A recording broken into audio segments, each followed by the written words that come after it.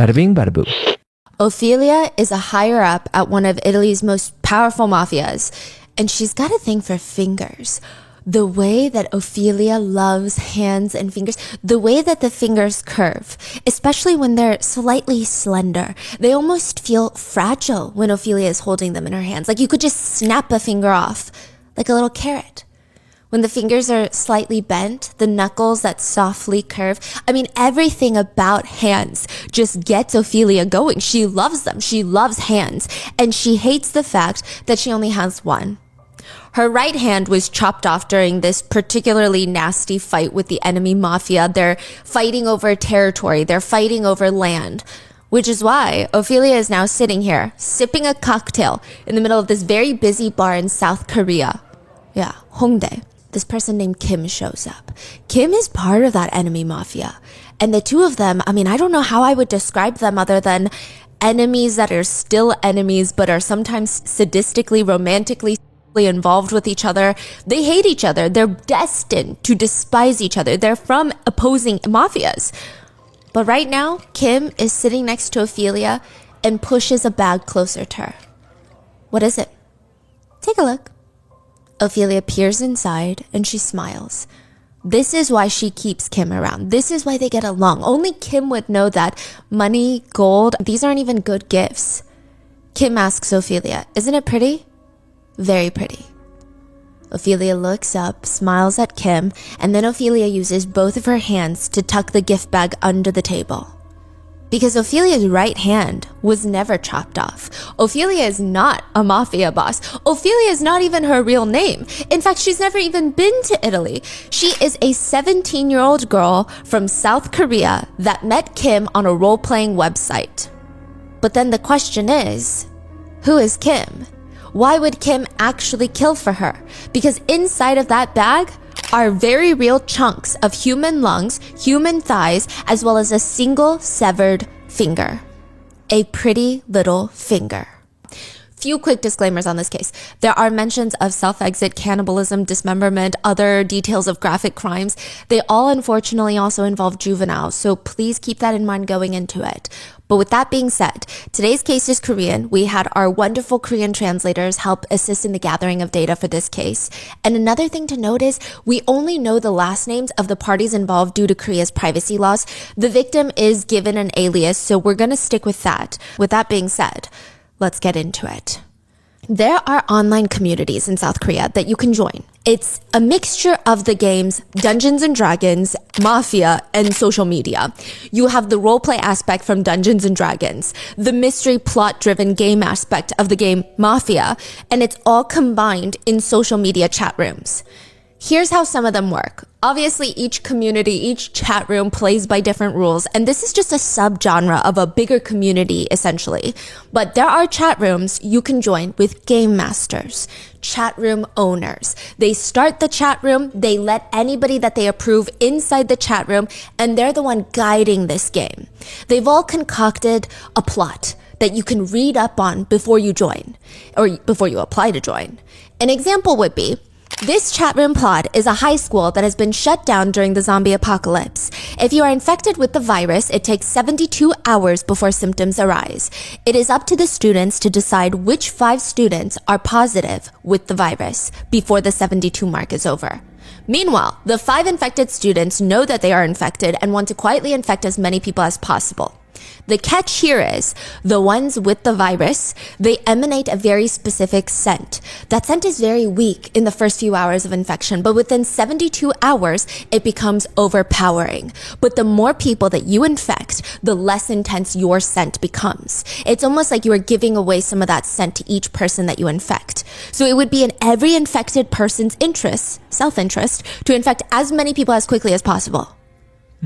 If you decide that this is a game that you want to play, you likely already have a host of characters that you've been playing. Like you have a repertoire. Maybe you have 10 characters that you've already recycled in different chat rooms. Because it takes a lot of energy to come up with every single individual character. So maybe you have a high school character, a middle-aged character, some fantasy characters that have superpowers ready to be recycled, maybe a little bit tweaked to be used in different chat rooms. However, if you want to play, then you have to create a character and submit that character to the game master. The more thorough the character developing is, the more fun the game becomes. So let's say you want to join the zombie chat room. You would create a high schooler. Let's say I'm creating a junior in high school, a girl named Susie. She's very smart. She has a studious personality. But that's boring, right? We gotta add more to her character. But it's because she's being manipulated by the teachers. She has this one teacher that's groomed her since middle school, and he helps her get all the exam grades before the tests come around. She thinks that she's in love with this teacher, but it could also be because her parents are incredibly strict with her getting the best grades. She just found out that not only are they quarantining in this high school with the teacher that's grooming her, right? There's people infected with the zombie virus, but this teacher has essentially manipulated her, exerted control over her since she was younger, and she just found out that he's been doing this to all these other students as well, saying the same things. Now, her objective is to find out who has the virus and somehow, without exposing herself in the process, to get them to give the teacher the virus. Because she wants to kill the teacher. Yes. For example, if she finds out that Michelle is infected, it would be in her best interest to somehow get Michelle and the teacher constantly in the same room together and to perhaps evolve into something that they shouldn't. But she doesn't think that she should die. She wants to get out alive. She doesn't care if her other peers do. All her end goal is get into that dream college still and get that teacher infected so that he can die. That's all she cares about. She doesn't care about identifying which student so that they can kill him off. She doesn't care about other students getting out carefully. She wants to find out who has the virus so they can give it to the teacher. So when she's playing, basically she's like keep on setting up a scenario for this Michelle and the teacher to be in the same room. That's her whole objective. Yes, but first she has to find out which ones have the virus, and she has to make sure they don't get killed by the other students who their best interest is to kill the infected students. Right. Okay. Now, I believe in most cases, if I'm not mistaken, the game master will go through and approve each character's request to be admitted into the game, which means they read through all the characters' backstories. They want to create the most complicated plot. They don't want just someone to come in and be like, I am a high school girl who's smart but likes Kevin. That it's not enough. And once the characters are in this chat room, they create social media profiles for their character. There's one big chat room with the game master that will narrate the events of that night. Night 1 of the high school zombie apocalypse. The students have organized a meeting in the stadium where each student was to go up to the podium and explain why they couldn't have been the ones to be infected, to try and give alibis, to try and give proof. There was a vote with paper slips of names being slipped into a box that would vote off 20 students that seemed the most suspicious. The whole process was incredibly tense, with the group stopping to argue nonstop about how, is this fair? Are there better methods? Who should even be in control of counting the freaking votes? The students opted for a public counting.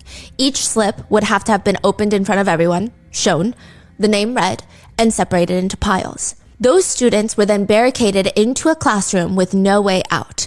One of those students happens to be a powerful governor's daughter. And now the governor and the police are heavily involved in tracking the movements of every single student inside that school. And they have sent a very strong message. If the governor's daughter does not get out alive and uninfected, nobody else will.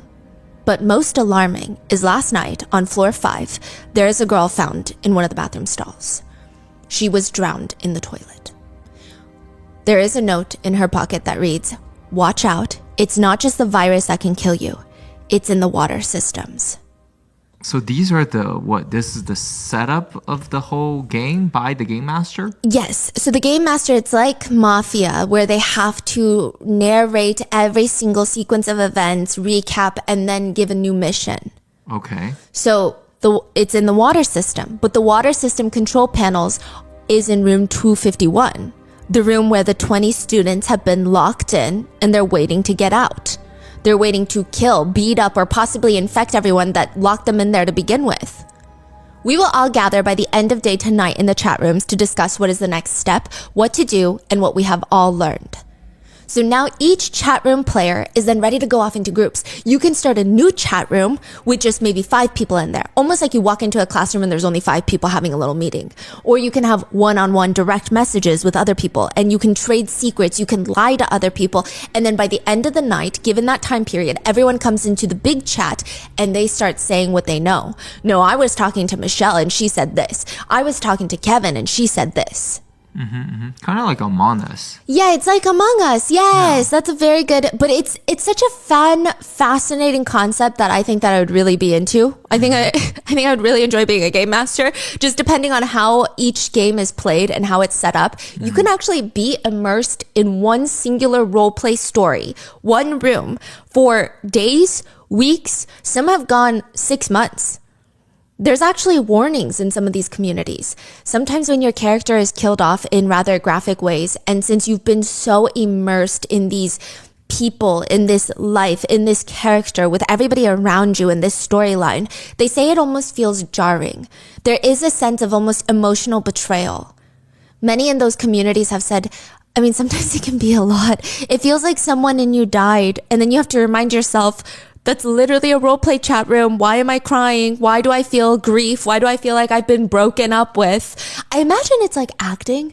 You get attached to your character, and when something happens, or maybe you get killed off in the middle of the season and everybody goes on without you, you have to disconnect from the real world emotions of that. I think that's why it's up to the game master to make sure that each person is well vetted.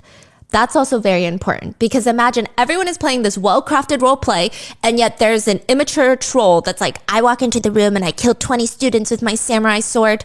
Everyone has to be immersed in the fantasy. Interestingly enough, I believe some of the bigger webtoon authors and game illustrators, they've all, at least to some degree, have been in role-playing communities online. So it's not this weird niche community. It seems pretty common. A lot of people enjoy it. It's a community that everyone tries to keep up with everybody's fantasies. For example, if you describe your character's backstory, nobody is going to be like, okay, cool story, bro, because then no one wants to hang out with them. They're going to engage. They're going to treat it like it's real. They're not going to be like, that's gross and immature. You're dumb. It's going to be very realistic, which also means people have the ability to lie in these chat rooms. They can lie about their ages. There could be a 25-year-old guy talking to a 17-year-old girl, trying to get more information on her in the real world, not her character. But you would never really know, because that's the point of the community. You never break the fantasy, which, if you're not careful, it can lead to some very, very dangerous situations.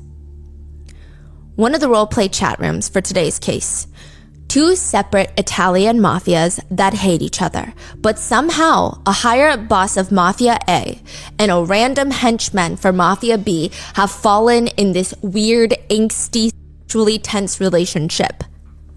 One of the people in the chat room is Ophelia Clements. Her bio reads, well, do you even know my name? She's a higher-up in one of the mafias who seems to be interested in dating the henchman named PJ from the enemy mafia. They have a bit of an enemies to lovers storyline. It seems more like they hate like each other. Their idea of flirting consists of torturing each other and trying to murder one another. Their messages to each other are semi-threatening, semi-flirtatious. Like when one of them does something to harm the other, they'll text each other, all revenge is beautiful and devastating. Of course it is. Then I'll be waiting. PJ's profile reads, mentally speaking, I'm not great. Male, 5 foot 7 inches tall, 141 pounds.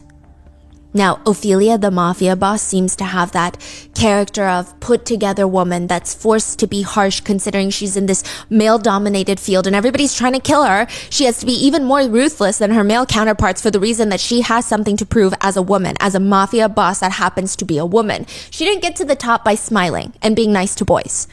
PJ, on the other hand, is just an unhinged, mentally unwell henchman for the other mafia. He likes to kill for the thrill of killing. He would post on Twitter things like, the most pain is to grab a fistful of your own hair and slam your head up against the wall. But at least you'll be knocked out. Doesn't it feel painful to cut your neck before you cut your nerves off? The top of the neck is the most comfortable in terms of cutting the cartilage. I've never eaten brain before. Have you? So the two of them, they have this tumultuous relationship where they'll try to kidnap, torture each other. At one point, Ophelia kidnaps PJ, holds PJ hostage, force feeds him human flesh, which results in PJ developing a massive phobia of chewing and swallowing. But secretly, PJ starts to develop this almost craving for the taste of human meat, particularly the lungs and the organs. And then Ophelia would essay PJ, but according to the characters, deep down, PJ likes the abuse. He likes being abused by Ophelia. So all these are being talked about in the chat room. Yes, so even the kidnapping is narrated. It's almost like, I kidnap you. So I believe there's asterisks or parentheses for actions. And they even do like emotes. So they'll write something, asterisk, smirking. I don't know if that's all the roleplay chat rooms, but I know for this specific one, these specific details, that's how they do it. In the roleplay chat rooms, a message goes out from PJ to Ophelia, the two mafia members. PJ texts Ophelia, I'm going hunting. But this is the interesting part. PJ sends a real life picture of themselves wearing this mafia hitman style outfit. So this is becoming like a blending of the role play and reality, because this is not a fake internet photo, or at least that's what Ophelia thinks. This looks like a very real photo of PJ.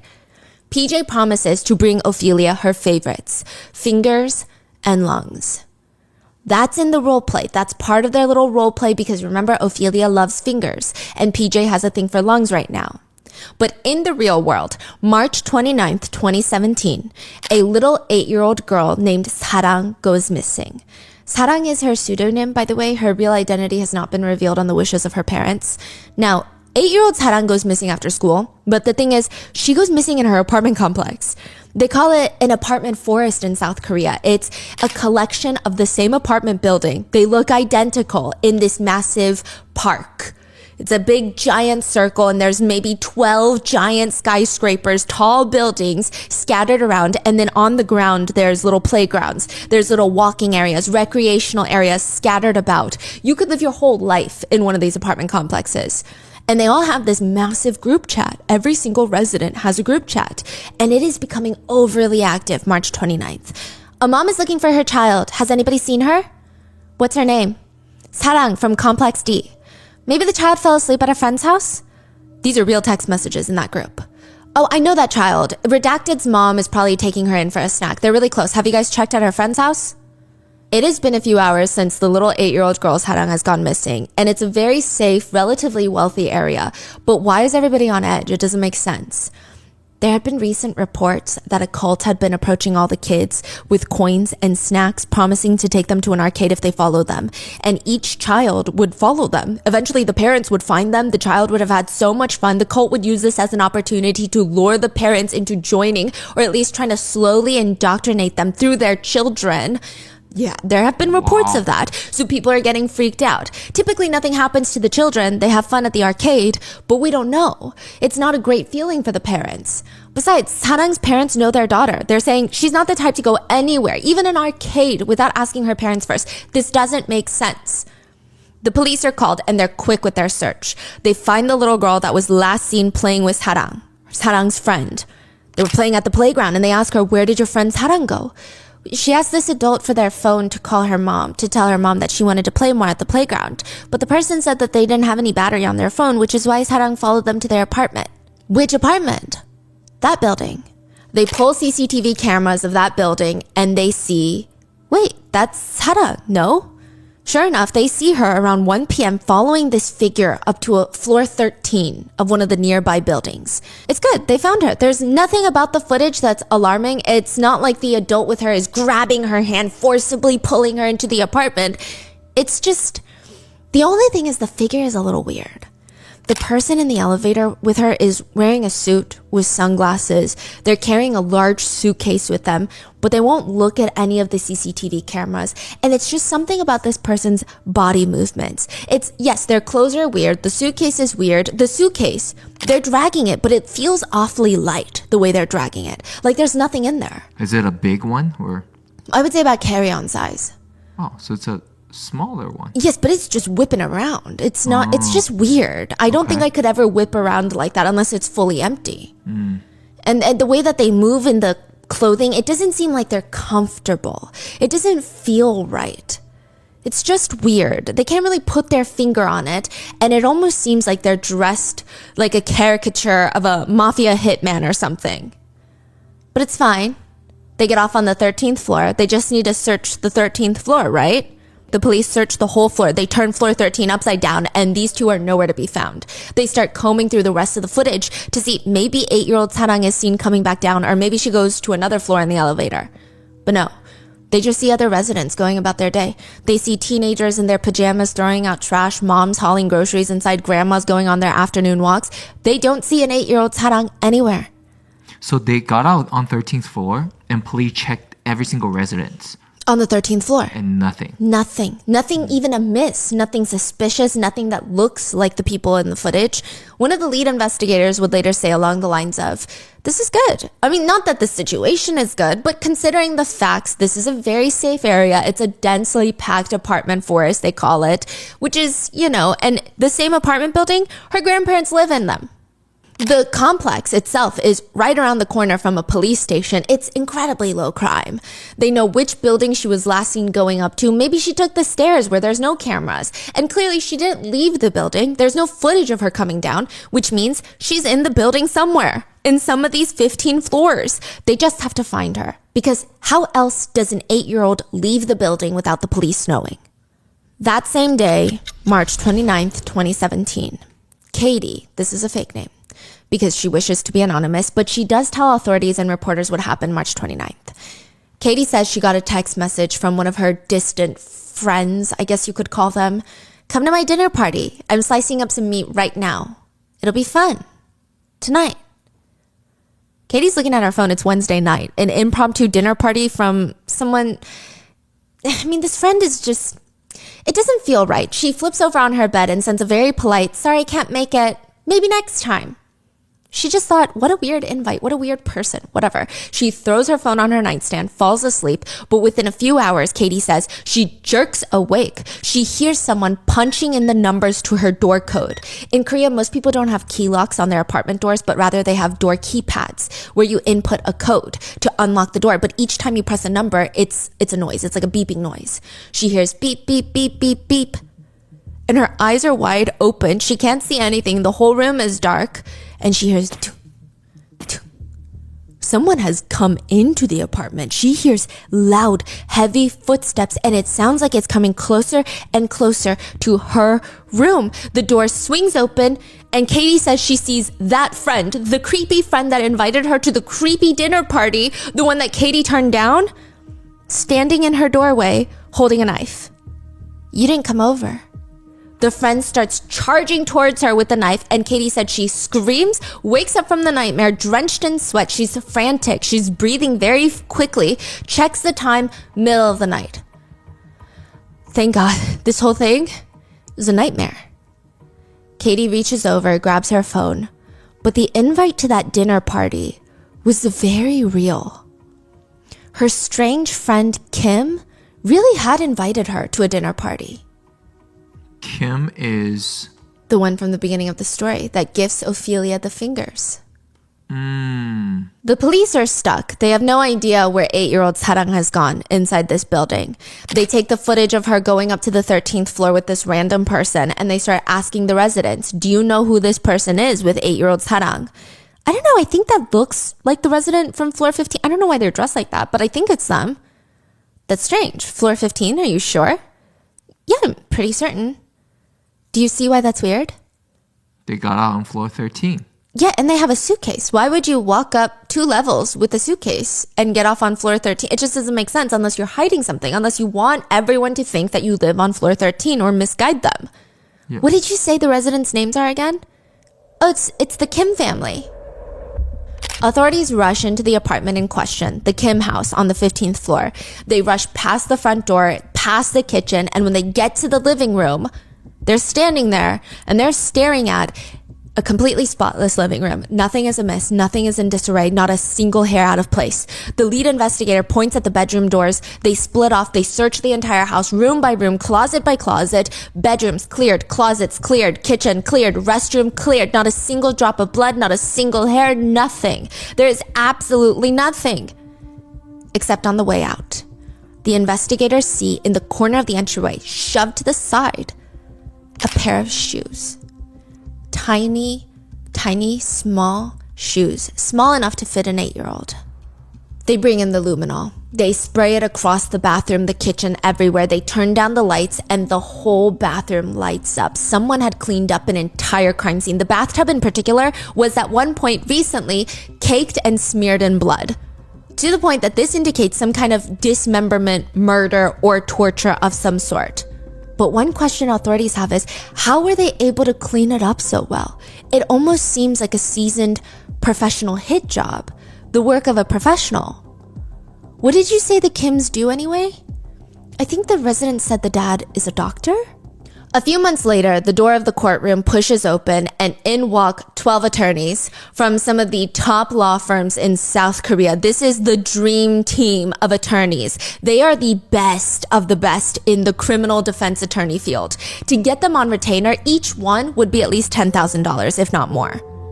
There's 12 of them? 12 of them. You're talking about lawyers' fees close to $1 million, maybe. Wow. They're here to defend their client. 8-year-old Sarang's killer, 16-year-old Kim, the daughter of a well-established doctor. It's not the doctor, it's his daughter, 16-year-old Kim. She was the last one seen on the CCTV footage with Sarang. She was wearing her mom's oversized suit, oversized sunglasses, dragging around a suitcase. That's why the figure looks so weird. It's like a little kid wearing clothes that they're not comfortable with, that are a little too big for them.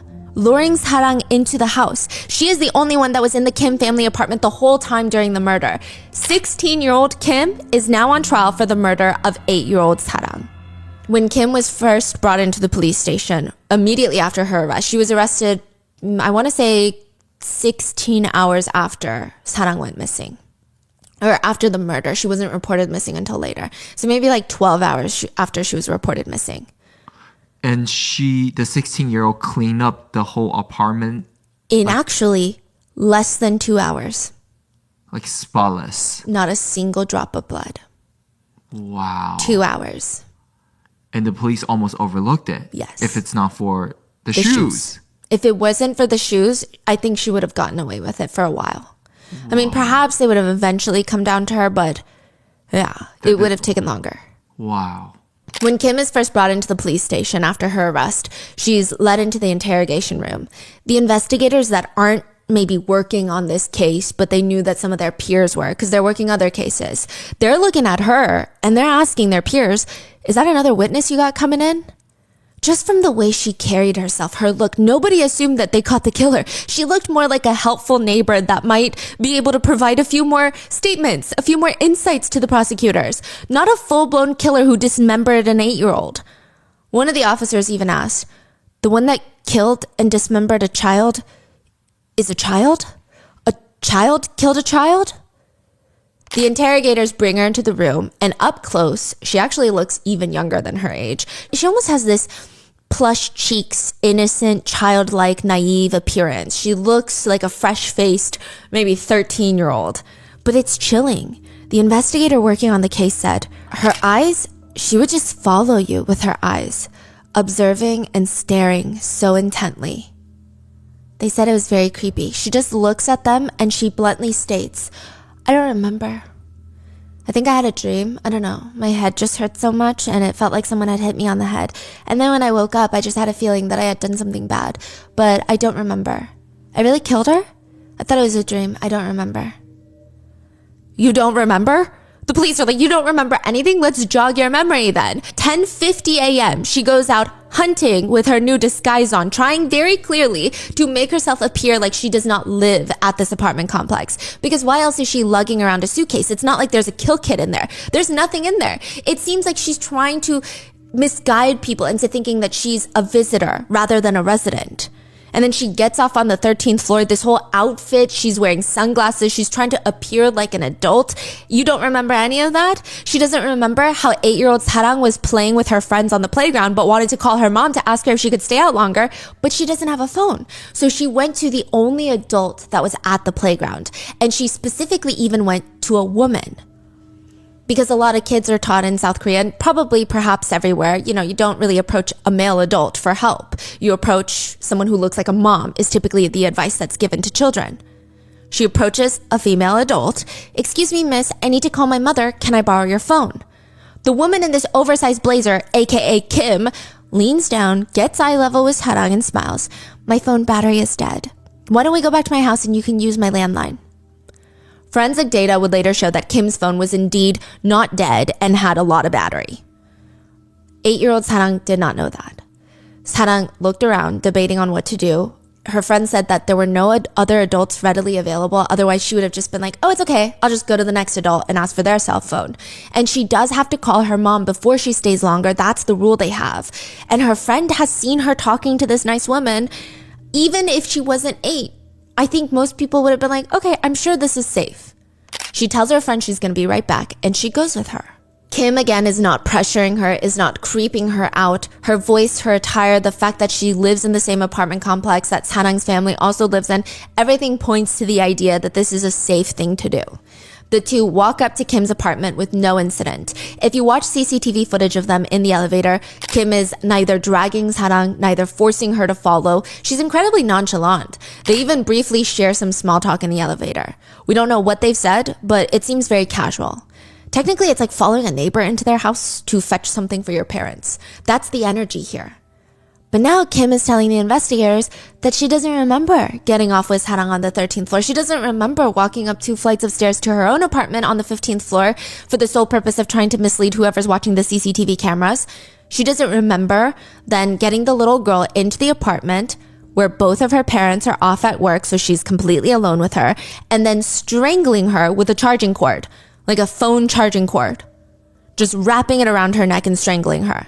She then proceeds to take off 8-year-old Sarang's clothes, so to not get blood on them for whatever reason, placing her into the bathtub, grabbing 6 of her mom's kitchen knives to dismember her. She starts first by severing Sarang's right hand pinky finger.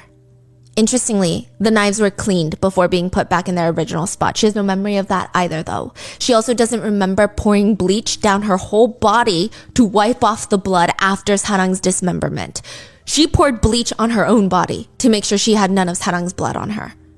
She showered in bleach. Again, I do want to mention that this whole murder took place over the span of roughly 2 hours. That's how long it took for Kim to lure Sarang into her house, strangle her, dismember her, then clean up every single drop of blood in that entire house, and then get rid of her remains in just 2 hours. And she doesn't remember anything? Because right after the murder, that same day, when the whole neighborhood is looking for Sarang, she even posts on her social media, question mark, question mark, question mark? What? Question mark? The child apparently disappeared in my neighborhood. Because at this point, it wasn't just the apartment complex looking for this little girl. It seemed like it was the whole town. A few hours later, right before the arrest, she tweets, I'm going to be away for a while, ... You don't remember any of that? When she's confronted with all of this information, her parents shut her up and state it's not that she doesn't remember, it's the fact that she is not responsible for anything she has done or said because she has schizophrenia and DID. She is insane. Oh, so parents are in the room with her? The parents decide that they're going to have the lawyers plead insanity. Oh. And the parents are very supportive of their daughter. I don't know if I want to say supportive, but they're very protective of their daughter. They're not good people, the parents. Whoa. Yeah, they're not good people. And now they're staunchly arguing my child is innocent by reason of insanity, not guilty by reason of insanity because she has schizophrenia and DID. Oh, the parents are rich doctors? Yes. The dad is, and they're the one that hired 12 lawyers for her. Yes, but there's going to be another defendant that also hires 12. Like, they all hire a bunch of attorneys. I'm talking, these attorneys aren't even just the best. They used to be judges. They used to be prosecutors. They know the system in and out. These people are experienced and they have connections. The family are just very wealthy? Very wealthy. I know that Kim's dad is a doctor. Some sources state that Kim's mom is also a doctor, or she's in the medical field, but I don't know what kind of doctors they are. I mean, doctors in Korea, they do well. Yeah. Kim just bluntly states now, there's another me inside of me. What? This girl is claiming that she has DID and schizophrenia. Kim is claiming that she has 2 alters, A and J. A strangled the victim's neck and J dismembered the corpse. She states, that day I heard hallucinations, so I went outside and was watching the kids. Just random kids at the playground. And in the midst of my hallucinations, I saw the kid harassing a cat, hurting a cat on the playground. And I got angry seeing that because I have a cat myself. And the hallucinations told me to do it. I took her home and I committed the crime. Or at least my alter did. I'm rolling my eyes because it's ridiculous. She further claims that she constantly hears a ringing in her ear, which actually is a very real condition called tinnitus, I believe, where one hears ringing or slight buzzing in one or both of their ears. It could be caused by a whole range of issues: hearing loss, whiplash, head injuries, too much earwax. There is no link to tinnitus and schizophrenia, at least not that I could find. I will say there is a link, interestingly, between tinnitus and anxiety and depression, though. But none to schizophrenia. Not that it matters, because even if she is schizophrenic, that is not a link to cold-blooded murder. Most people that suffer from schizophrenia or DID do not commit violent crimes. But because that's the defense's claim, now both parties, the defense and the prosecutors, they got to bring psychologists in to see if she was in fact not in her right mind. It's not enough to be schizophrenic and to have DID. You have to prove that you were in a state of psychosis during the murder. The psychiatrists go in and they start reviewing all of Kim's records. Kim actually does have a psychiatric record. Even just last year before the murder, Kim was seeing a psychiatrist because she admitted to her art teacher that she wanted to strangle a cat, maybe even hinted that she had. She gets reported and the psychiatrist writes in her notes, patient states, "It's not that the violence comes out of me, but I think there is a lot of violence inside of me. I thought I should strangle a cat once, and I watch a ton of gory, cruel movies." Patient also states very bluntly, "It's better, I think, that 2/3 of the human population disappears. I think it's better for humanity to survive in smaller numbers. Just remove the bottom layer. It would be the best." Some classmates indicate that Kim has this strong air of superiority around her. Her dad's a doctor and they drive around in these expensive cars. And her psychiatrists also worry that she's got some antisocial tendencies. She doesn't make a lot of friends. One of her favorite pastimes is to just sit at the neighborhood playground watching little kids run around. It's a slightly alarming thing to do. She often tells her doctor that she's depressed, struggling, and wants to end it all. She said she lies down at home all the time. Sometimes she draws, sometimes she reads, but a lot of times she doesn't have the energy for anything. Except maybe punching her bed or ripping at her dolls, okay? She has a lot of built-up anger, resentment just boiling inside of her.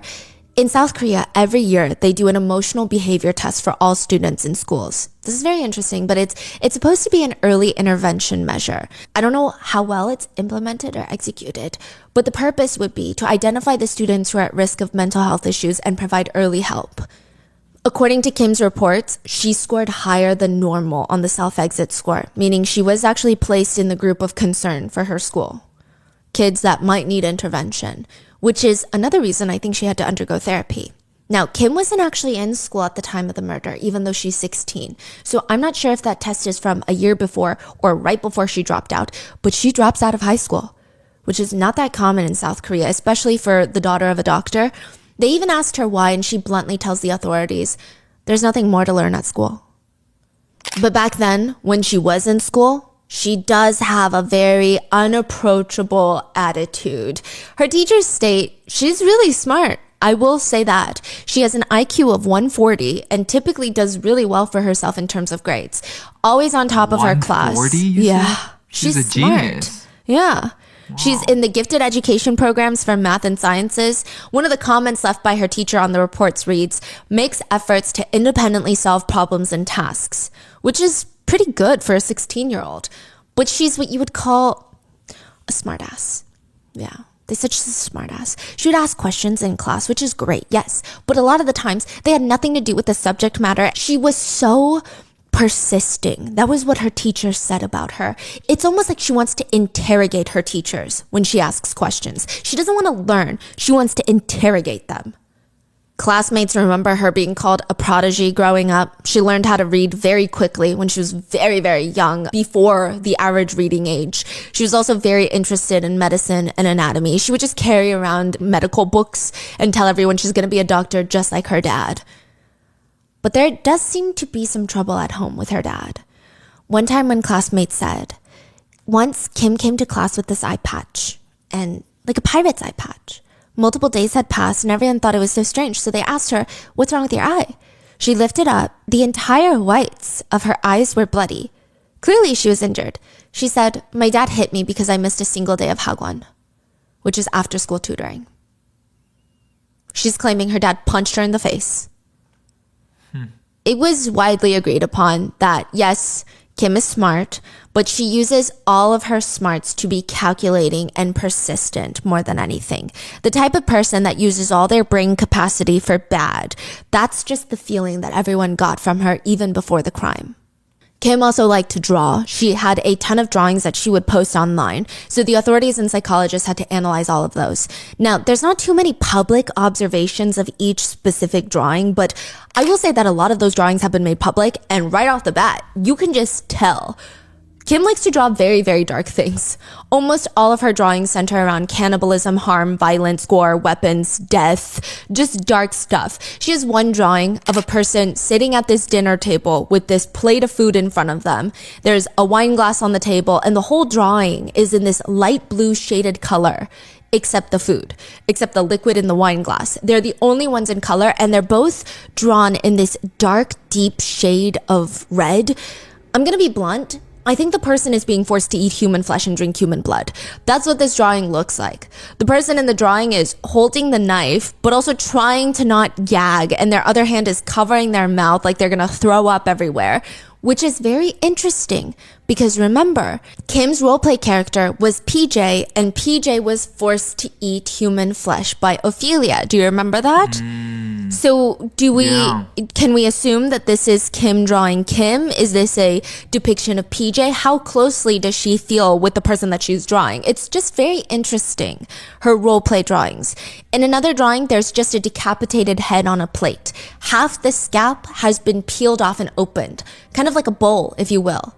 Half the head is peeled open and you just see a brain. It feels like someone is about to grab a spoon and start scooping out the brain and eating it. It's all very gory and done very specific. Some people believe that this picture of the brain being eaten is almost a cry for help from Kim to almost indicate that she doesn't know what's going on inside of her head. Almost like she wants to crack open her head and see what's going on. Maybe Really? she's got some, a lot of people say that's the analysis that was taken away. Now, it's all very gory, but it's done in a very specific, almost anime-inspired drawing style that it doesn't feel initially startling. There are other drawings with just close-ups of people's necks with ligature marks around them. It looks like they had just recently been strangled. Another one of a scared-looking girl that's covered in blood. There's drawings of bloody eyeballs cut in half and thrown onto a plate to be consumed. One art therapist analyzed Kim's drawings and said, "The human head is originally quite a symmetrical structure, but if you look at this subject's drawings, they're all different, not symmetrical. Most of them are not. This can be seen as an unstable psychological state of the subject or someone who's not in balance. It could also represent someone who has a very aggressive or threatening tendency." The drawing of the head is not symmetrical? There's always something going wrong with the head to make it asymmetrical. Okay.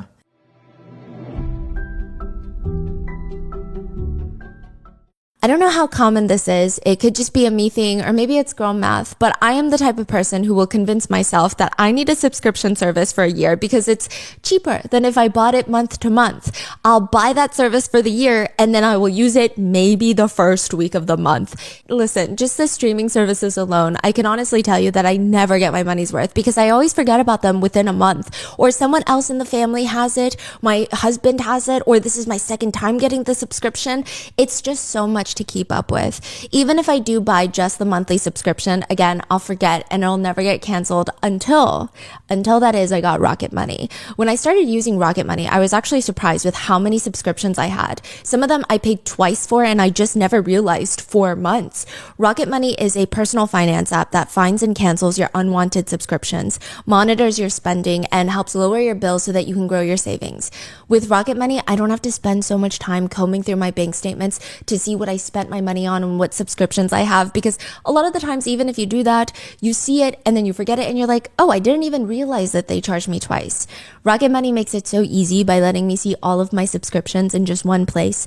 And on top of that, if I don't want that subscription anymore, they'll help me cancel it with just a few clicks. Rocket Money even helps with managing my budget. They give me this clear outline on my spending this month and compare it to last month to give me a clear view of my spending habits and trajectory. Plus, they'll help me create a custom in budget to make sure that I keep my spending on track. They'll also try to negotiate to lower bills for you by up to 20%. This is crazy. All you need to do is submit a picture of your bill and Rocket Money will literally take care of the rest. You don't have to talk to customer service. It's so convenient. Rocket Money has over 5 million users and has saved a total of $500 million in canceled subscriptions, saving members up to $740 a year when using all the app's features. So stop wasting money on things you don't need. Cancel your unwanted subscriptions by going to rocketmoney.com/rotten. That's rocketmoney.com/rotten. rocketmoney.com/rotten.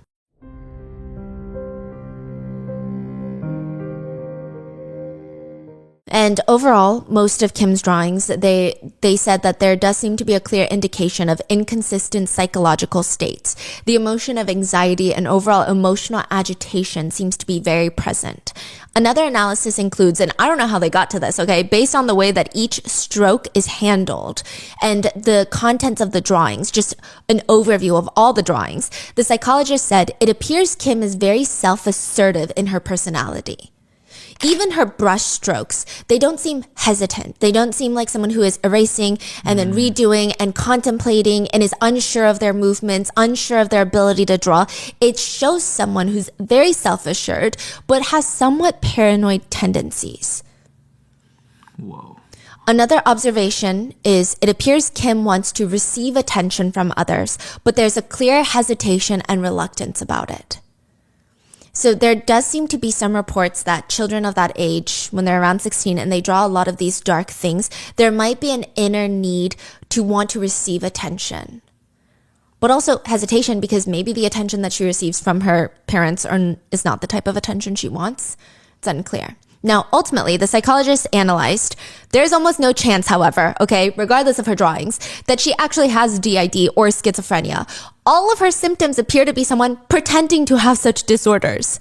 But she may or may not have. Now, side note, quick disclaimer here. Her official records show that she may have Asperger's syndrome. This is no longer recognized as an actual disorder, at least in the United States. I'm not sure about South Korea. If I'm not mistaken, the disorder was no longer formally recognized in the US in 2013, but Kim is diagnosed in 2017. So I don't know if things are just different in South Korea, but in the US, it would have been diagnosed as autism. Which is just a diagnosis that, again, has nothing to do with her crime, just like DID and schizophrenia. It does not make her more or less likely to commit a crime. And like I said, people with such diagnosis are more often than not victims of violent crimes rather than perpetrators. But you get what I'm saying. She's diagnosed with autism.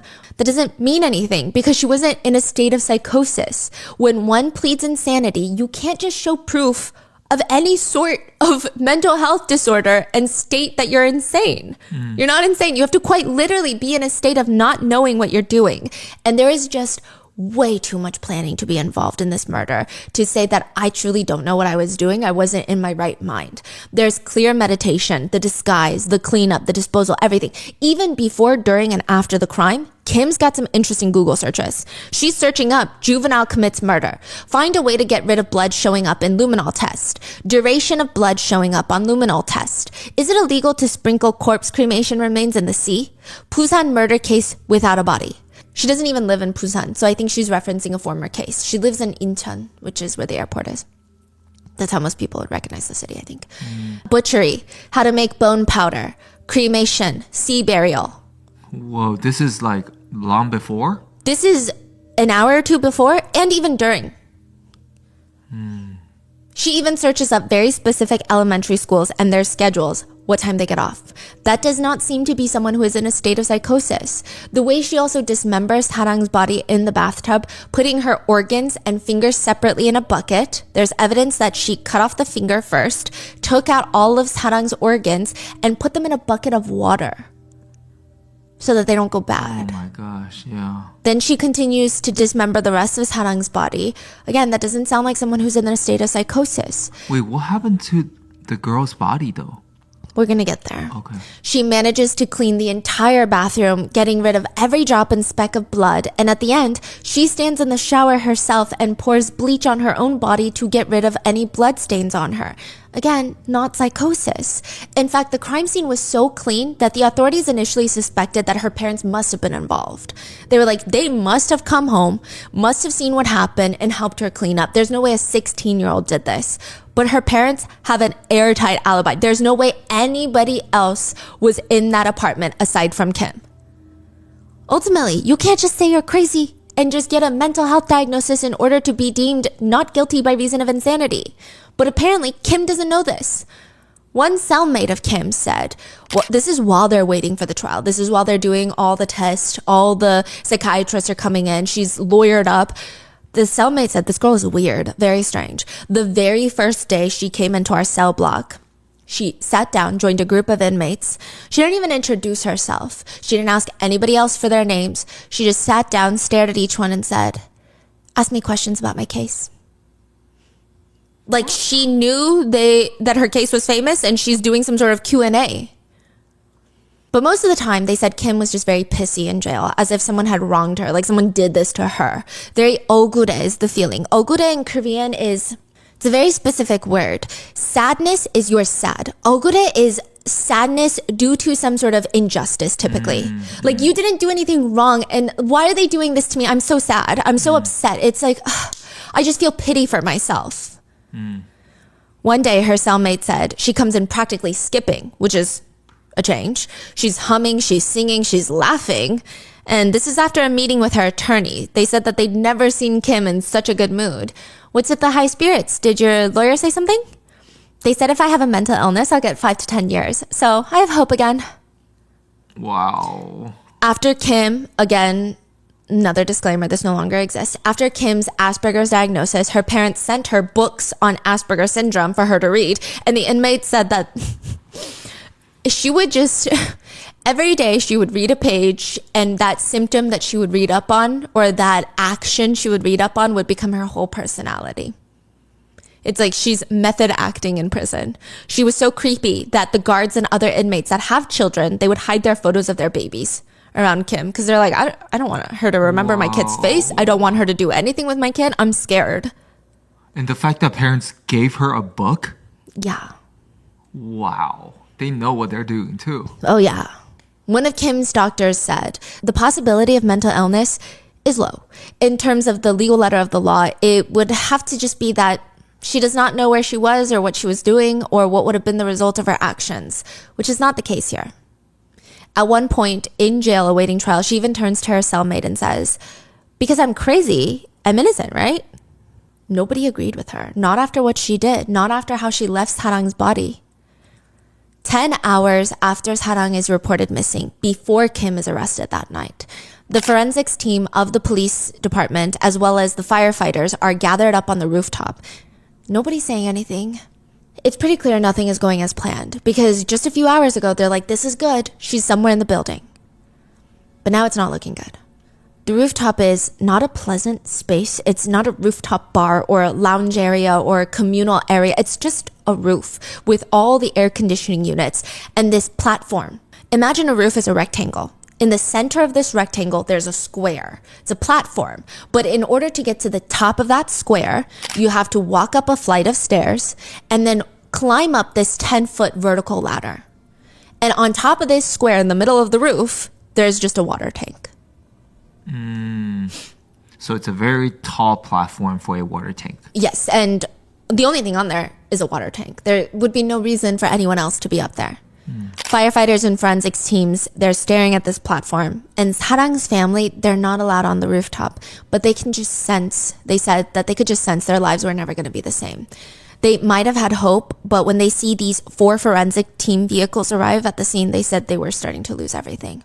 They just had this terrible feeling. They were screaming at the police, please, can you just tell me what's going on if we can't go up? And they said that they knew it was wrong when nobody would say anything and nobody could even hold their eye contact. So they're like, what's going on in this roof?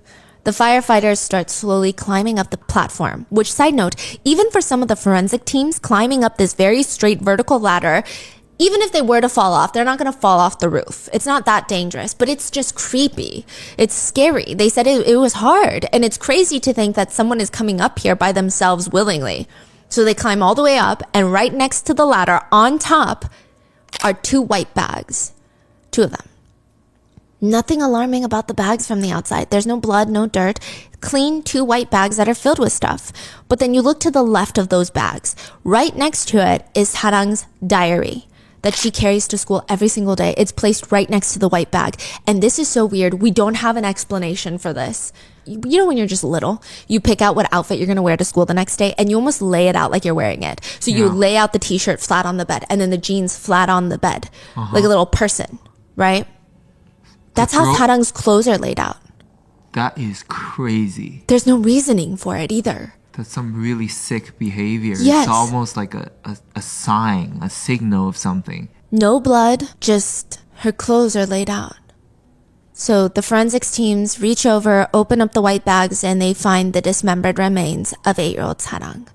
Obviously, the grief of finding her little body is high, but these teams are trained to observe and take the emotions out of it until later. And they notice something fascinating. On the white bag that the remains were placed in, again, not a single drop of blood. This is the cleanest body disposal that they had ever seen. There's blood inside the body. But on the outside, how did they get the remains in without getting any blood? It's just done like a professional hit. And when you say dismembered body, what do you mean? A lot of pieces. Like big chunky chunks? Yeah. And that takes a lot of effort. Oh, a yeah. lot.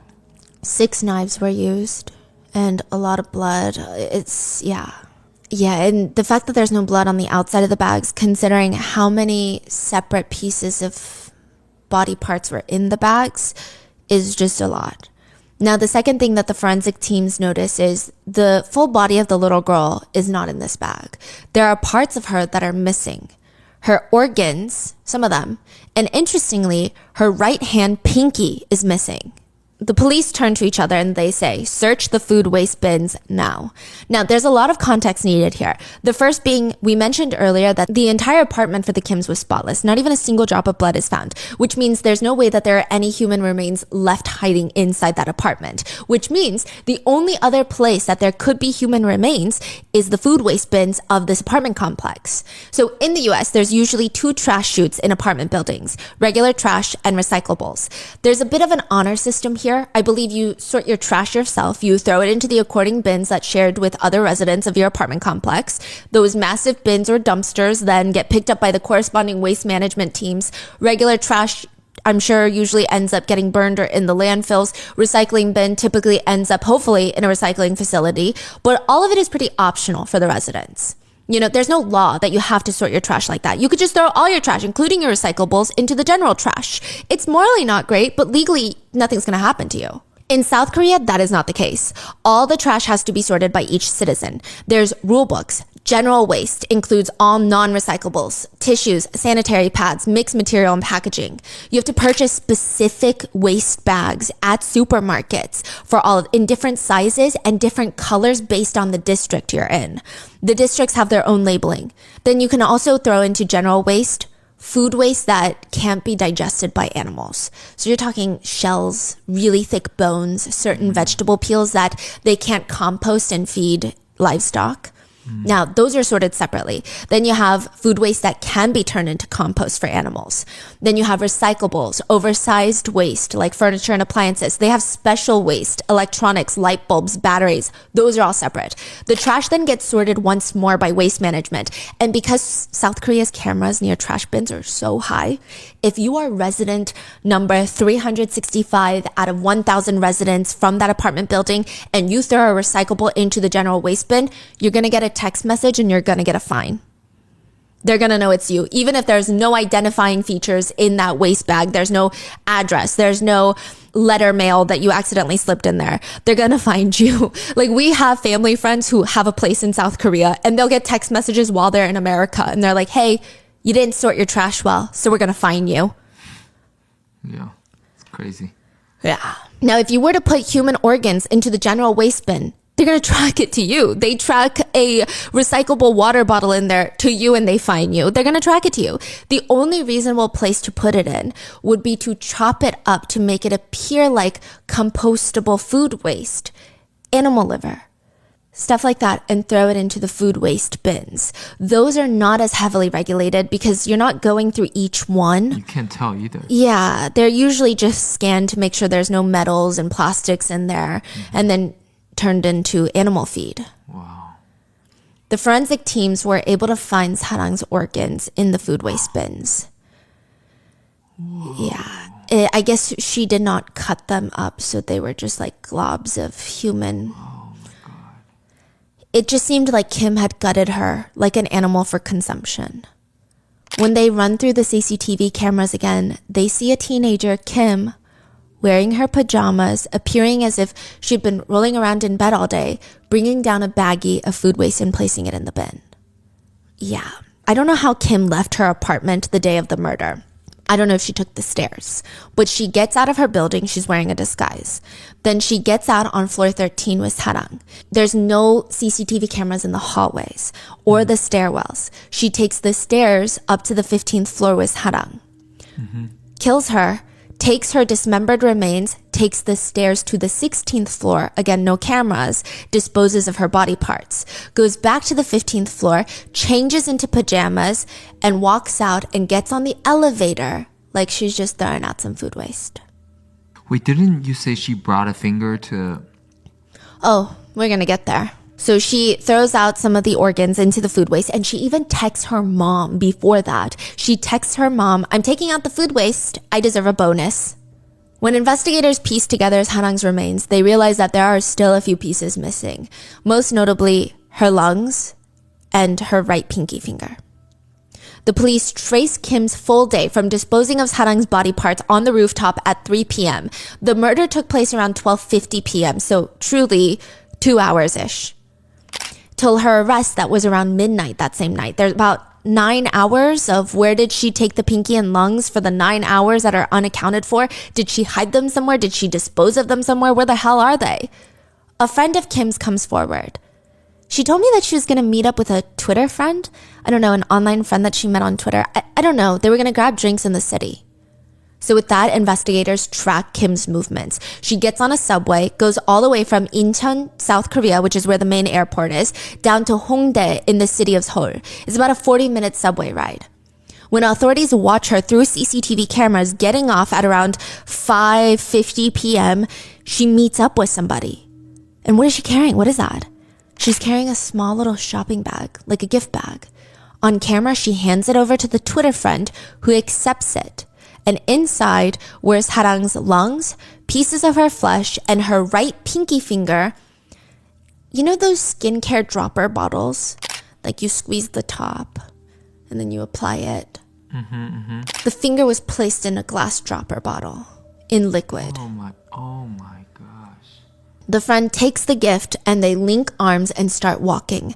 The two of them then go on to order fried chicken bites and they walk around swinging around this gift bag with no care in the world that a little 8-year-old girl's body parts are in that bag. So now the next question is, who the hell is this Twitter friend? And does she know what's in the bag? And does she know that just a few hours ago, Kim was dismembering a little 8-year-old girl in her bathroom? Yeah. The Twitter friend is 18-year-old Park. And Park always had a thing for hands. I mean, at first glance, Park is a very ordinary girl. She graduated high school, but she has to retake the college entrance exam. So she's apparently studying for that. Her personality is someone describes her as, she's always calm, quiet, no laughing, but she's also not wild, but also not depressed and crying. Just like very in between. I don't know, just no feeling. Is that how I should say that? It's very clear that her parents were strict. Her mom is an elementary school teacher, and her dad is a higher up at a big corporation, they said. Very wealthy. Another wealthy girl. Yes, they live in Songpa-gu in Gangnam, which is very expensive. So two very wealthy girl. Yes. They said Park is weird. I've never seen her get emotional or even raise her voice, not even once. She's just very bland, well-mannered, polite. The only extraordinary thing about Park is, like I said, her family's wealthy, very wealthy. Other than that, nothing stands out. Well, one of her former classmates in high school said, she's really sweet, very quiet, always either sleeping or on her phone, nothing else. But sometimes she would caress your hand while talking. If you're telling her about your weekend very naturally, slowly, she'll grab your hand and start stroking your fingers while you're talking and just interrupt you. You have very pretty hands. The classmate said, for sure, it seemed like she had some kind of hand fetish.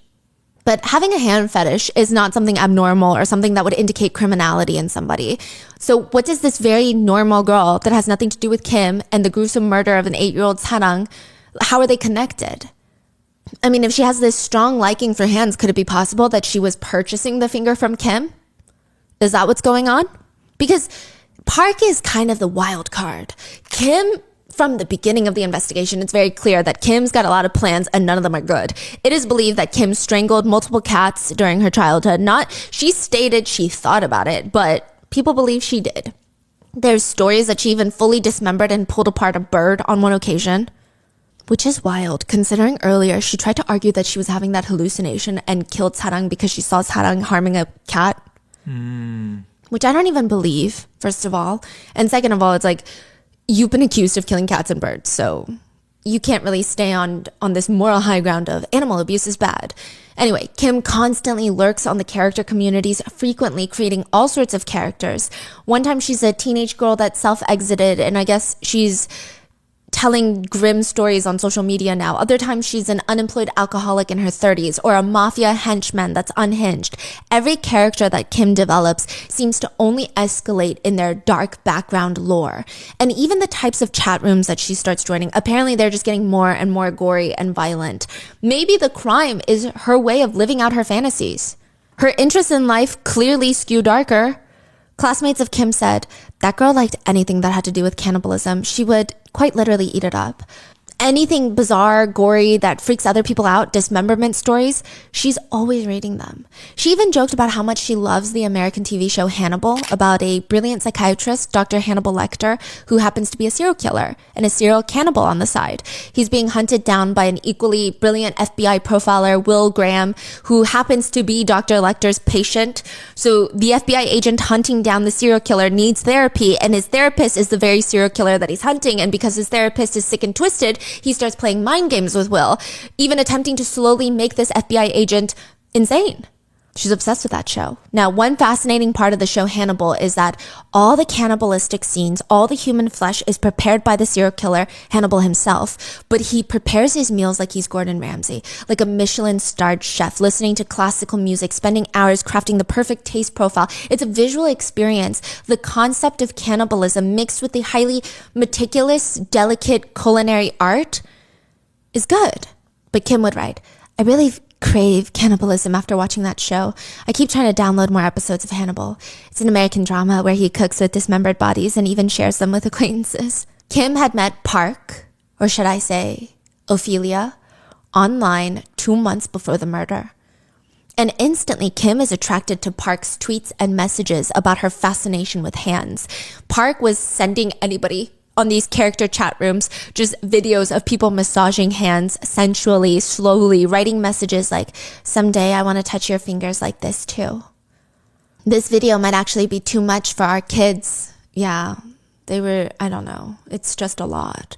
Now, later, the authorities ask Park about the gift that she received because it's such an odd part of the body to be missing, the right hand pinky. And they also ask Kim, and Kim says, I thought the fingers were pretty. I thought it'd make a really good gift. Why did you also bring a knife when you went to meet with Park? Oh, to eat with it. Wait, there's a knife in the bag too? She brought a knife separately, not in the bag. But inside the bag, there's thigh flesh, there's lungs, and the finger. So she's trying to go eat the thighs and the lungs. Because remember, Kim's character was forced to eat lungs, and they developed a weird craving for it. Ophelia's right hand was chopped off, so she gets a right severed pinky. Right, so they're still like role-playing more or less before all of this.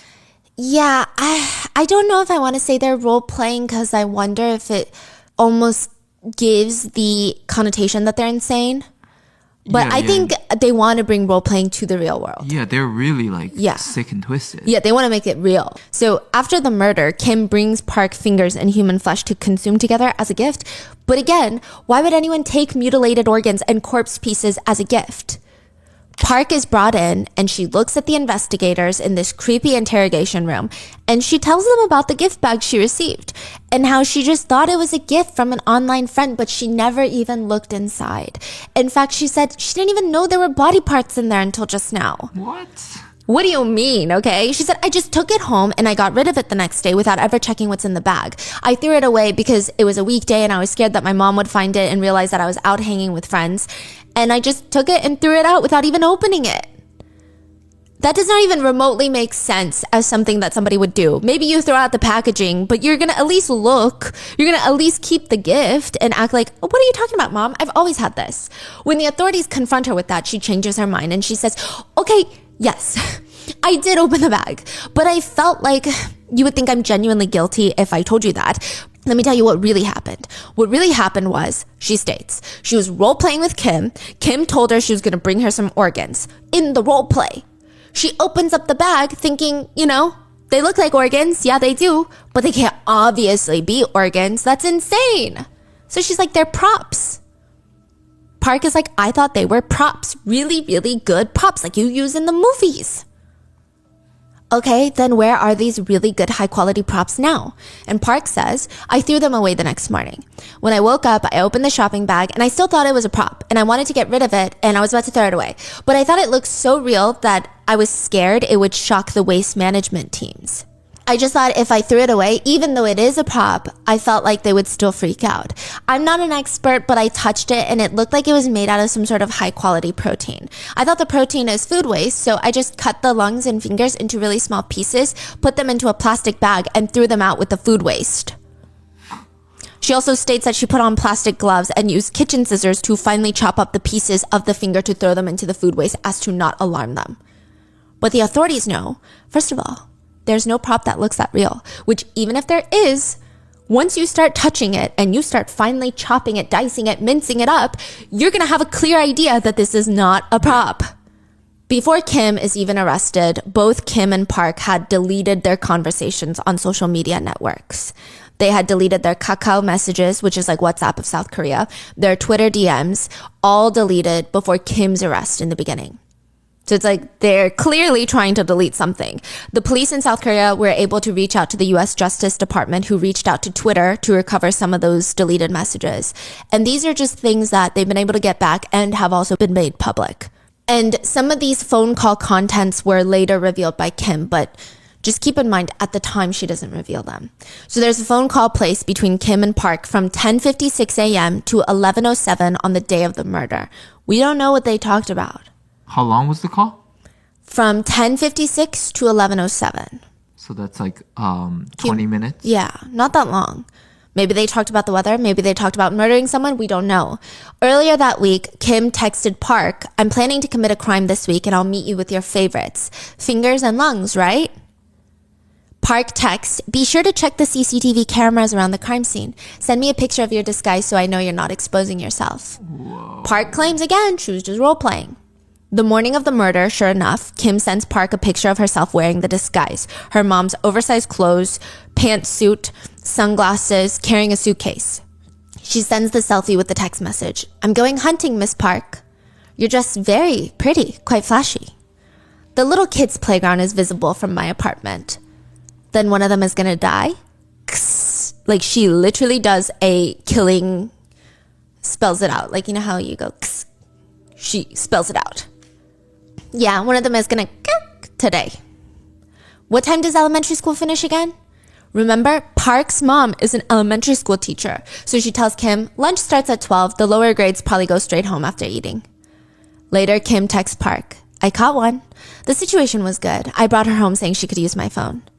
Did you check the CCTV footage? Yeah, I checked. I haven't been caught. Is she still alive? She's still alive, but I'm gonna wrap a cord around her neck. we know that little Sarang followed Kim to her apartment around 1 p.m. And there's a series of phone calls placed between the two during that time frame that Sarang is in Kim's apartment and before her body is disposed of. One call at 1 p.m., 1:37 p.m., 1:38 p.m. We don't know the exact details of these 3 calls, but we do know at 2:20 p.m. there's a phone call placed from Kim to Park where Kim tells her, I cleaned up the body, let's meet up after I clean up the restroom. Soon, a string of text messages gets sent from Kim to Park. Please save me. There's a dead person in front of my eyes. Ugh, there's so much blood. It's terrible.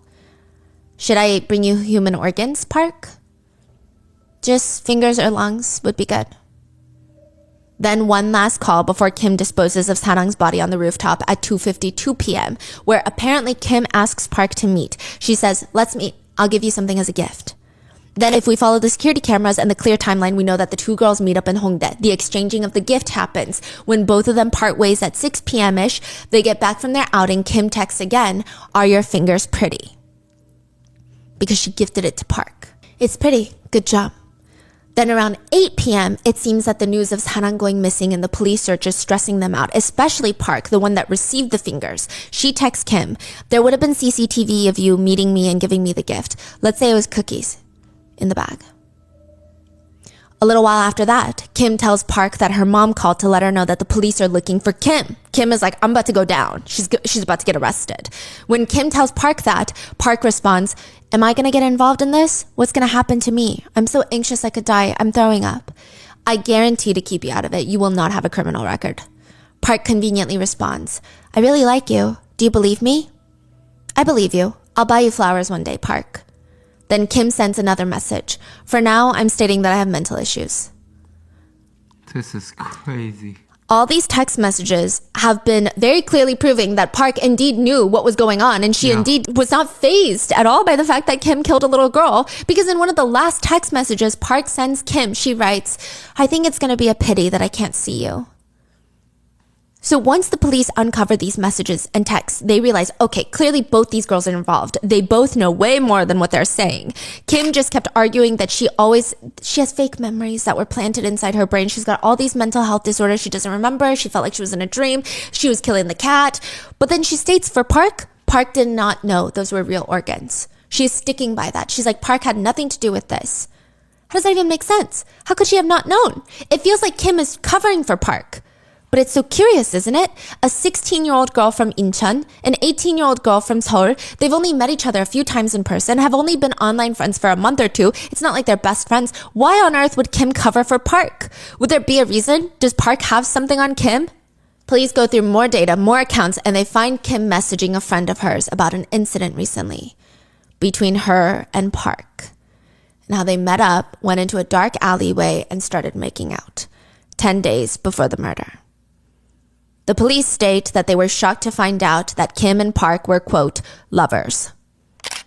Netizens start going crazy when this new development breaks. They start commenting, what kind of third-rate, low-level K-drama soap opera plot is this? We don't care if they're lovers or not. Give them the death penalty. But most netizens felt a sense of unease during this time. They said it feels just like a sick onion. The more we peel, the more and more we're uncovering. What else are we going to discover? Side note, this seems to be a pattern for Kim. Another witness comes forward to authorities to state that she was actually chatting with a guy that she met on one of these role-playing communities. And she really liked the guy. They're getting along so well, she thought, okay, you know what? Maybe I'll meet up with them in person. They arranged to meet up at a very public cafe, but when she gets there, it's not a guy, it's Kim. Which, fine. I mean, the two of them had so much in common for a reason. There's no reason that they can't be friends, right?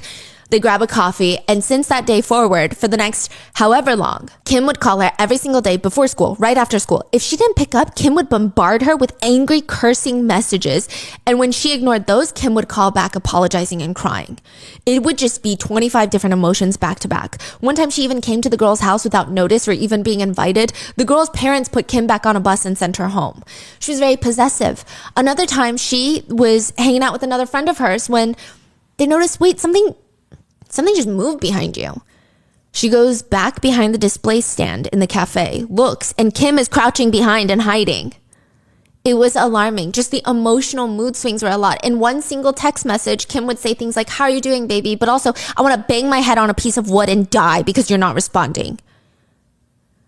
For the investigators, yes, all of this is new information, but they need to use it to their advantage. So they think we're going to drive a wedge between them two. Because as of right now, Kim is stating she has mental disorders that impair her understanding from right and wrong, which is an unbelievable defense. However, she comes from a wealthy family. In most countries, money can buy you innocence, or at least it can buy you less time. Add to the fact that she's a minor in South Korea with crazy juvenile sentencing protection laws, the investigators need a slam dunk. As for Park, she's not a juvenile. She's 18 when the crime took place, but she's arguing that it's role play. They don't even have the pieces missing in their possession to try to see if it could be even considered a prop, right? It could technically be argued that she was in character during all of that and she had nothing to do with any of this. Again, a very unbelievable defense, but Park also comes from a wealthy family. So the best way to proceed is when you have two perpetrators that turn on each other. Because they almost sounds like they could get away with this. Yes, which is what they do. The interrogator sits down with Kim. We just talked to your friend Park. She's not involved in any of this. Oh yeah, we know. She told us she's not. She said, I don't know why I was hanging out with such trash in the first place. Yeah, I mean, obviously the police thought she was guilty for a reason. She must be trash. Yeah, she told us the time that she spent with you was quite unpleasant. And it just made her uncomfortable. So they shit talk each other to them. The interrogator said right when those words came out, Kim's entire face expression changed. That girl has no reason to speak so badly of me. She should pay for her crimes too. Did you know that Park knew about the murders and actually conspired with me? Those were her words. What do you mean? How could she ever really think that finger is a prop? Do you really believe that? There's no way that she did that. Okay, she knew they were real body parts. And with that, the two girls, quote, lovers, they turn on each other. Kim's new story is that they were playing the murder game, that Park is the mafia boss, because that's what her character is, and Kim is the henchman, and the two were going to throw a Hannibal-themed human flesh party, but they needed to acquire the flesh first, and Park was the one giving her instructions. She said Park ordered it, and because I'm mentally ill, I felt a compulsion to listen to whatever Park told me to do, because I was scared of Park. Yeah, she said if Kim ever wanted to back out, Park would instigate her, push her, and say things like, if killing people is nothing to you, if you kill someone, give me their pinky finger and lungs. Just egging her on. She said even when she gave Park the gift, while they were out eating fried chicken, Park opened the bag, checked inside, and they talked about how pretty the finger was. So she's like, Park's lying. Park knows about all of this, and Park wanted me to do this. And they asked Kim, why would you protect Park in the beginning? And she said, I wanted Park not to be punished so that if I'm punished because I did everything alone, then Park could still visit and be my friend. As to why she's confessing about Park being involved now, she says, well, I tried to protect Park for a while, but my parents and relatives told me that it's best to change my mind on that and do what's right for the victim, which is to tell the full truth. Wow. Now, there's going to be two trials with two defenses and two stories, if you will. Kim, who claims that Park ordered this, and then Park, who claims the whole time she thought this was a role-playing game. She didn't realize any of this is real. She argued, I had no idea Kim would actually commit murder. I thought we were playing like we usually do. Interestingly enough, in court, though, Park was the picture of remorse.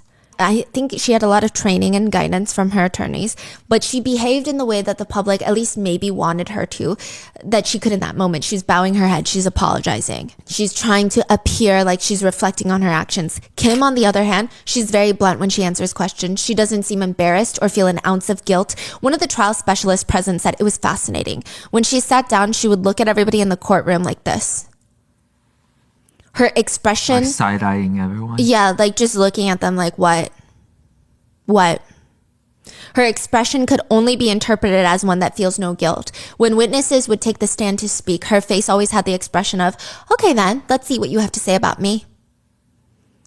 At one point, the prosecutor's side was going to call Sarang's mother as a witness to testify on the stand during Kim's trial. Kim's defense team tried to block that by stating, why do we have to call the victim's mother to court and hurt her twice? As if they care about anything but getting Kim less time, because if the mother comes, it's going to be more depressing and everybody is going to see the impact and it's going to make Kim look worse. Additionally, if you think it's that bad, a jailhouse informant came forward to say that in jail, Kim was complaining about how everybody is forcing her to apologize to Sarang's parents. She said to her cellmates, I'm having a hard time too. Why do I have to keep apologizing? She said, I keep having to think about the incident and it's very scary. I just want to forget, but I'm told I need to remember all these details. I mean, I'm a person who deserves to suffer, yeah, but I'm going crazy. I just hope this is all over very soon. It's hard to be alive. I want to die. But if I die, then there's still going to be people sad when I'm gone, so I can't die. I don't know who you're talking about. Overall, the way Kim was handling herself in court was just startling. She's very brazen. Even when someone would ask her a question about the crime, she would just say, "Could you repeat that? I didn't understand. Could you speak clearer, please?" One time her attorney was speaking in a microphone and I guess the court couldn't hear him. And they were like, "Can you please like move the microphone?" And she just reaches over and pulls the microphone closer to his mouth. To the lawyer's mouth? Yeah. Just like, come on, you don't even know how to do your job? Like that's her energy. Wow. Yeah, it's very clear she does not care. Another example, the prosecutors had Kim on the stand and they're asking her for the community name that she and Park met online in. And she just stares and responds, "I mean, I have the name, but I don't know why that's important. The community chat room is just the place that I met Park, nothing more, nothing less." Wow. I mean, yeah. But that must have been to a prosecutor she didn't find attractive. At one point during the trial, she stated that one of the prosecutors was very handsome, and afterwards, when he was in the courthouse, she would keep fixing her hair and looking at herself in the mirror. Crazy. Someone that was present at Kim's trial wrote on a forum, "Her face looked more innocent and nice than I would think. If you pass through a busy part of Seoul, she has the type of face that you'll see every 10 seconds. I would ask to borrow her phone if I needed to. It's the kind of face that I would follow without any doubt if they asked me to quickly follow them home." And her voice is so kind. So in Korea, there's two types of teenagers. There's teenagers who look like law-abiding teenagers, and then there's teenagers that even as adult, you just know to stay away from. And you can tell. You go into a store and there's usually three groups of teenagers, and just they're like, "Yeah." And then they start cussing, and then you're like, okay, I don't think I would ever ask them to borrow their phone. Yeah. But she looks like she'd be in her school uniform and very soft and kind. Yeah. Is kind of what she's trying to say here. For most of Kim's trial, she just spent it throwing all the blame on Park, even though she's the one that physically murdered Sarang. She just kept saying things like, "I have Asperger's. Park was exploiting me." Park would then have a chance to refute those statements, and she would argue, "She doesn't have Asperger's. She's just a cruel person. I know nothing about any of this." At one point, the two of them, Kim and Park, they just start screaming at each other in the courthouse during the middle of the trial. They would call each other sons of Oh. Yeah. For most of Park's trial, she did seem a bit more, like I said, apologetic, right? But I don't know if this is a reflection of people overanalyzing or skinny culture, but I thought it was fascinating that a lot of news headlines read, "Park is gaining weight during the trial, so it must mean she's comfortable." What? Yeah, which I just feel like you would never say in America. Like, that is such a weird observation to make because people stress eat like that. Yeah, but they were like, "It seems like she's comfortable enough to digest food." It's weird. So then you have these two trials for these two girls pointing the finger at each other. But one interesting thing to note, and I don't know how to decipher this, okay? Like, I don't know how to understand it. Kim is 16. She's the one that physically killed Sarang. Yeah. Park is 18. And even their roles in the roleplay fantasies, Park is the mafia boss. She's the older one, she's the mafia boss. Kim is a henchman. However, in their text messages, Park is using honorifics to Kim, which is formal Korean that indicates respect. Kim does not use honorifics for Park, which doesn't make sense. So usually both parties will use honorifics if it's in like a workplace setting or if they don't feel comfortable. Or only the younger person uses honorifics. Yeah. Or both people speak casually. Yeah, so that's weird. What does that mean? That means Kim is in a higher status, certain kind of status. Yeah, to but Park? we don't know what. But one prosecutor thinks this, actually. They think that Park is smart. Park gives off a very, very calm impression. However, she's the type to try to control the situation without ever engaging and getting her hands dirty. So they believe even her using honorifics is a way to make Kim feel like she's in control, make it appear like Kim is the one doing everything. But she's probably, through phone calls and other messages, emotionally manipulating her into doing something. Right, okay. But because her language is very like, "Oh, I'm not the one in charge here." Yeah. She's doing all of this without getting her hands dirty. I see. The prosecutors also believe that Park has a lot more to do with the crime. Just the phone calls in the middle of the crime. Really, Kim is in this high, intense, emotional state where there is a dead body in her house and she's just calling you to talk about the weather. Yeah. People actually believe that Park was guiding her, giving her instructions during those phone calls. Sarang's grandparents that live in the same building, they can't even sleep without medicating themselves.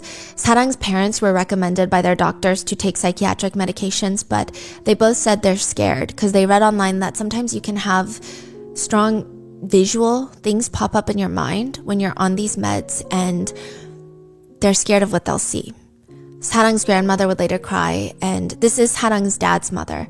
She cries, "My granddaughter, what do I do? I'm here asking every Korean, will the perpetrator not be found guilty? Please save us. Please, my poor son, my son." Sarang's uncle cried to reporters, "Why? Why would they take someone else's pretty child and kill her? Why would they do that? I want to know why. Why? Just tell me why."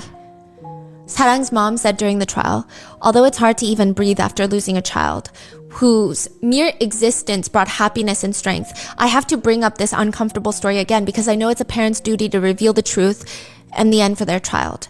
As you've seen through the broadcast and newspapers, the perpetrators have put together a 12-person defense team claiming it was an impulsive crime, mental disorders. However, they conspired with the words "let's hunt" to plan this incident and brutally murdered, mutilated, and abandoned an innocent 8-year-old child. How can they argue this was impulsive? My heart is torn by the behavior of trying to cover up such a crime with social status and money without ethics or morality. I plead to all the parents of this land. I am the mother of Sarang, the victim of the Incheon 8-year-old murder case. She begged parents to sign a petition to abolish the juvenile sentencing law. During the end of the trial, Sarang's mom had to go and give a victim impact statement. She says about the day everyone was looking for Sarang. "The police went silent, no one would say anything, and my husband was crying. What do we do? What do we do?" That's when I realized my child wasn't coming back. I couldn't sleep or breathe.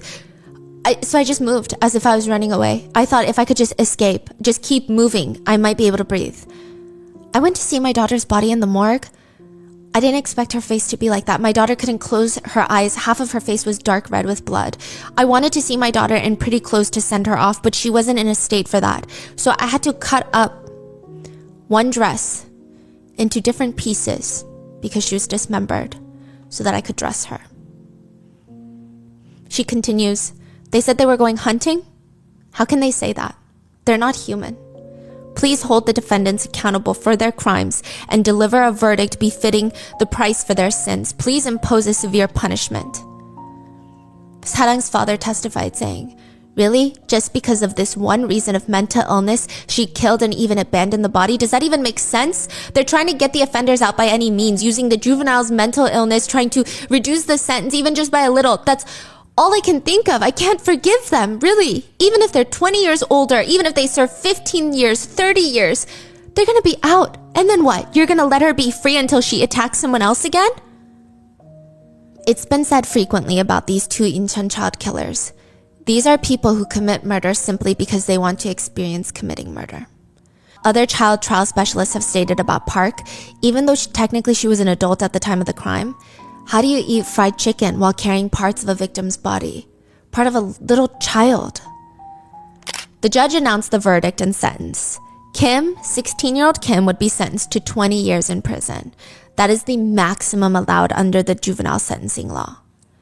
She was technically given life, but because she's 16, life can only be 20 years. She will be 36. Yes. That is crazy. Park was given life in prison. But don't smile. It's not going to be good. Okay, it's going to get bad. Park allegedly turns to her attorneys and states in the court, "Why is that who did the murder gets 20 years and I get life in prison?" Her attorneys immediately appealed the sentencing, which Park was deemed an accessory and like a conspirator to commit murder. But now they're trying to appeal it and say that she was an accessory after the murder. The court states they will be reducing her sentence from life in prison to 13 years. Kim is going to be released in 2037, where she will be 36. Park is going to be released in 2030, where she will be 31. Some netizens have stated they actually think Park is the scarier of the two. Others just resort to expressing their frustration by commenting, "These crazy these should die. They should go through the same thing. Cut off their fingers." But one big thing is, before the two are released, netizens want their full identities disclosed. Yes. They state if they can't get punished harshly, at least let everyone know who they are so the general public can protect themselves. One netizen wrote, "Why can't their identities be disclosed? Disclose it for the safety of the nation." The crazy part is, it's alleged that Kim threatened some of the people working on her case even. She allegedly looked at one of the investigators and said, "I'll come find you when my sentence is over." But she could argue it's interpreted as to thank you for teaching me about remorse. I didn't mean it as a threat. Yeah. Now, side note, there was one journalist who did release a blurred image of Kim's face. Kim's mom, her mom, calls the media company. Her voice sounds very agitated, and she screamed, "My child is not someone who would do that. She was manipulated into committing the crime. What did our child do that was so wrong? Do you know how hard it is for us right now? And you post that picture? We can't even go home to feed the cat right now." Because I guess their house was being hounded by reporters. The journalist said it was so ridiculous. Wow. Kim also sent a letter to a journalist that reads, "I have no plans for what kind of life I'm going to live after my release. I think it's premature. After continuing my studies a bit more, I hope to do something that can help others using that as a stepping stone, you know? I hope that various studies I'm doing here now will serve as a foundation for that.